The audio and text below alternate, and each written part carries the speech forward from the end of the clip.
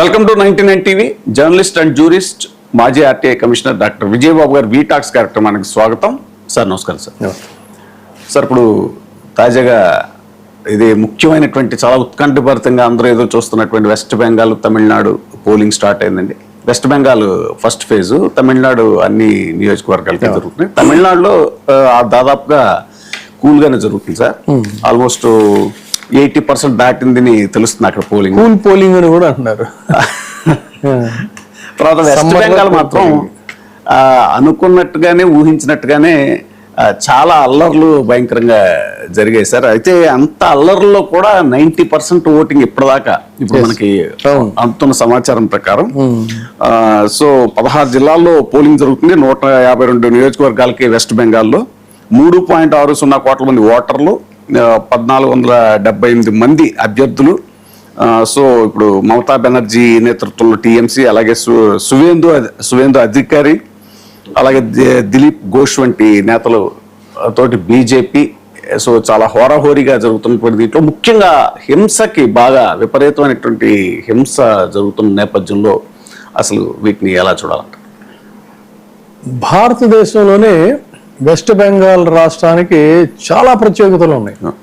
అంటే రాజకీయంగా చైతన్యవంతమైనటువంటి రాష్ట్రం, తర్వాత సంస్కృతి పరంగా ఒక ప్రత్యేకమైనటువంటి రాష్ట్రం, సాహిత్య పరంగా చూసుకుంటే ప్రత్యేకమైనటువంటి రాష్ట్రం. మహారచనలు ఒక ఆయన ఠాగూర్ దగ్గర నుంచే కాదు, అదేవిధంగా వాళ్ళు కల్చరల్గా కానీ, స్పిరిచువల్గా కానీ, పొలిటికల్గా కానీ, లేదు వామపక్ష భావజాలం, విప్లవ భావజాలం, ఇది నక్సల్ బరి ఉద్యమం, ఆ రకంగా చూసుకుంటే అసలు అన్నీ కూడా చాలా ఎక్స్ట్రీమ్ లెవెల్ అని చెప్పాలి. Extreme level. అదేవిధంగా పోలింగ్ అనేది కూడా ఈ రోజున చాలా ఎక్స్ట్రీమ్. అదేం కొత్త ఏం కాదు. వెస్ట్ బెంగాల్ ఎలక్షన్స్ అంటేనే హింస ప్లస్ పోలింగ్ రెండింటికి కూడా ఒక లింక్ ఉంటుంది. అది వీటిని విడదీసి చూడలేము మనం. ఈసారి సహజంగానే మనం ఎక్స్పెక్ట్ చేసాం. మామూలుగా అయితే ఏంటంటే చాలా పెద్ద ఎత్తున పారామిలిటరీ దళాలని వీళ్ళందరినీ మోహరించారు. సో ఇప్పుడు తమిళనాడులోనేమో ఒకేసారిగా ఎన్నికలు జరుగుతాయి ఒకే దశలో. ఇక్కడ 2 దశల్లో పెట్టారు. 2 దశల్లో పెట్టినా కూడా తాజా పోలింగ్ రిపోర్ట్ కనుక చూసుకున్నట్లయితే హింసాత్మక ఘటనలు అసలు పశ్చిమ బెంగాల్ అసెంబ్లీ ఎన్నికలు 26 మొదటి దశలో, అంటే ఈరోజు అత్యంత ఉత్కంఠభరితమే కాదు, అత్యంత హింసాత్మకంగా కూడా మొత్తం ఇప్పుడు చెప్పినట్టు 294 స్థానాల్లో 152 నియోజకవర్గాలు 16 జిల్లాల్లో పోలింగ్ జరుగుతుంటే సుమారు 3.60 అంటే 3,60,00,000 మంది ఓటర్లు ఈ రోజున ఓటు వినియోగించుకుంటున్నారు. అంటే 1,478 మంది అభ్యర్థుల యొక్క భవిష్యత్తుని వీళ్ళు నిర్ణయిస్తున్నారు అనేది. ప్రధాన పోటీ ఏంటంటే సరే కాంగ్రెస్ను లేకపోతే లెఫ్ట్ ఇవన్నీ పేరుకున్నా కూడా అక్కడ తృణమూల్ కాంగ్రెస్, సువేందు అధికారి, దిలీప్ ఘోష్ లాంటి వాళ్ళతోనేమో బీజేపీ. ఇదే ఇక్కడ ప్రధానంగా వీళ్ళ మధ్య పోటీ అనమాట. కాంగ్రెస్ వామపక్షాలు అనేవి కేవలం నేమ్సేక్ గానే మిగిలిపోయినాయి. ఒకప్పుడు పరిపాలన చేసినటువంటి 2 పార్టీలు కూడా జాతీయ పార్టీలు. సో ఇప్పుడు ఇక్కడ చెప్పుకోవాల్సింది తృణమూల్ వర్సెస్ బీజేపీ గానే ఈ ఎలక్షన్స్ మారినాయి అని చెప్పి చెప్పుకోవాలి. అయితే ఉదయం చూసుకున్నట్టయితే పోలింగ్ 18.7% కింద ఉంది. తర్వాత 11 గంటలకేమో 41.11. ఎందుకంటే ఇది చాలా ఆసక్తికరంగా పెరుగుతూ వచ్చింది, అందుకని చెప్పాల్సి వస్తుంది అనమాట. సో మేదినీపూర్లో 44.69% జరిగినాయి. మధ్యాహ్నం 1 గంటకి 62.18%గా నమోదైంది. సో జిల్లాల వారీగా చూసుకుంటే 65.77% మేదినీపూర్లో, జుర్గాంలోనేమో 65.31, బ్యాంకురాలోనే చూసుకుంటే 64.55, ముర్షిదాబాద్లో చూసుకుంటే 62.71, మాల్దాలో 58.45, ఇట్లా 78 మధ్యాహ్నం 3 గంటలకు 78కి వచ్చేసేసింది.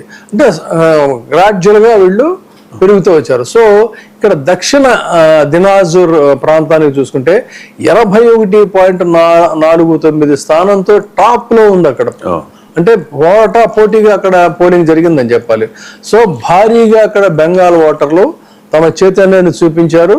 దాంతో పాటు ఇక హింసాత్మక ఘటనల విషయానికి వద్దాం. ఇప్పుడు అక్కడ మనం చూస్తున్నాం ఎన్నికలంటే ఇక్కడ పోలింగ్ మాత్రమే కాదు, ఖచ్చితంగా దానికి లింకు హింసాత్మకమైనటువంటి పరిస్థితి కూడా ఉంటుంది. ఈసారి కూడా అదే రకమైన పరిస్థితి కనిపించింది. సో ముర్షిదాబాద్కి వచ్చినట్టయితే అత్యంత ఉద్రిక్త కేంద్రంగా నౌడా ప్రాంతంలో టీఎంసీను ఈ ఏది ఏజేయూపీ అంటే ఆమ్ జనతా ఉన్నయాన్ పార్టీ అన్నమాట. ఈ రెండిటి మధ్య తీవ్రమైనటువంటి ఘర్షణలు చోటు చేసుకున్నాయి. అసలు పోలీసులు కూడా కంట్రోల్ చేయలేని పరిస్థితి, రాళ్ల దాడులు జరిగాయి, వాహనాలు ధ్వంసం చేశారు.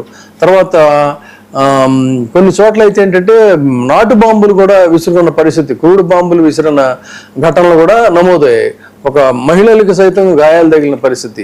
టిఎంసీ అభ్యర్థి షహీనా ముస్తాఫో ఎవరో ఖాన్ ఆవిడ కూడా చాలా సీరియస్గా దీని మీద రియాక్ట్ అయినటువంటి పరిస్థితి. తర్వాత కుమార్ గంజ్ అని బీజేపీ అభ్యర్థి మీద అతని మీద దాడి చేశారు. బీజేపీ అభ్యర్థి సువేందు సర్కార్ పోలింగ్ బూత్కి వెళుతూ ఉంటే ఆయన మీద కూడా దాడి చేశారు. ప్రధానమైనటువంటి నాయకుడు కదా. సో వెంటాడుతూ పొలాల్లోకి, ఇప్పుడు అక్కడ చూస్తున్నారు కదా ఒక అభ్యర్థిని పొలాల్లోకి వెంటాడి తరిమి కొట్టారు పోలీసుల ముందే. పోలీసులు కూడా అతన్ని పరిగెత్తిస్తే అతను వీళ్ళని ఆపడానికి ట్రై చేయాల, అతను రక్షించడానికి అతనితో పాటు పరిగెడుతున్నటువంటి దృశ్యాలు మనం చూడొచ్చు. అంటే బీజేపీ దీన్ని టీఎంసీ దాడిగా అభివర్ణిస్తుంటే టీఎంసీ ఏమంటుందంటే అతనే అనవసరంగా ఉద్రిక్తతను సృష్టించాడు, అక్కడికి వచ్చి రెచ్చగొట్టాడు, దానికి వాళ్ళు బదులు సమాధానం ఇచ్చారని వాళ్ళు చెప్తున్నారు. ఇక మనందరికీ కూడా చాలా మందికి బెంగాల్ అనగానే అక్కడ అనిపించేటువంటిది సిలిగురి పోలింగ్ బూత్ దగ్గర కూడా చాలా ఉద్రిక్తత ఇదైంది. సిలిగురిలో 2 చోట్ల పెద్ద ఎత్తున ఘర్షణలు జరిగాయి. బూత్ల దగ్గర ఒకళ్ళకొకళ్ళు వాగ్వాదాలకు దిగారు. పార్టీ కార్యకర్తల మధ్య తోపులాట్లు జరిగాయి. భద్రతా బలగాలు కూడా ఒక దశలో నిస్సహాయ స్థితి ప్రదర్శించింది అక్కడైతే చూసుకుంటే.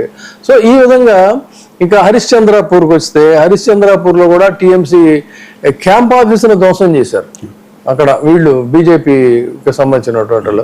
సో బూత్ నెంబర్లు 201 సమీపంలో టీఎంసీ క్యాంప్ ఆఫీసు అక్కడ ఉంటే ఆ ఆఫీస్ మీద కూడా అటాక్ చేశారు. తర్వాత సరే పోలీసులు కొంతమందిని అదుపులో తీసుకున్నారని చెప్తున్నారు. కానీ అక్కడ ఒక అగ్నిమిత్ర పాల్ అనేటువంటి ఒక వ్యక్తి మీద అతని కారు మీద దాడి చేశారు. బీజేపీ నాయకుడు అగ్నిమిత్ర ప్రయాణిస్తున్న కారు మీద కూడా అటాక్ చేశారనేటువంటిది మనకి ఇక్కడ